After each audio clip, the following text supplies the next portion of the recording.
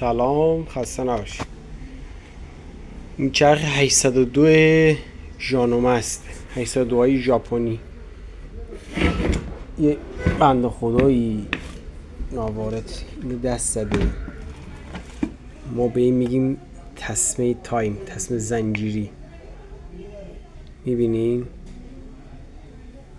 پیچیده،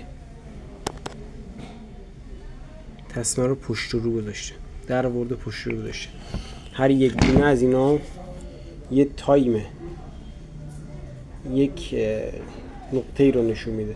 یه دونه عقب جلو بشه یا تاپ بگیره، شل بشه، این زنجیر از تن این کناف، از تن این برزنت شل بشه، دیگه فاتحش خونده است.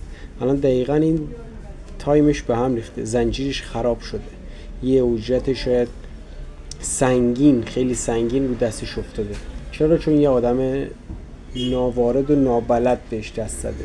بماند که جای دیگهش خراب بود، ما بهتر کردیم، سوکتو باز کرده بود، سوکت برقش رو بد بسته بود، شنو کاربرش رو، تنظیم درجی کشش نخش رو، خیلی جایی چرخو دست داده بود.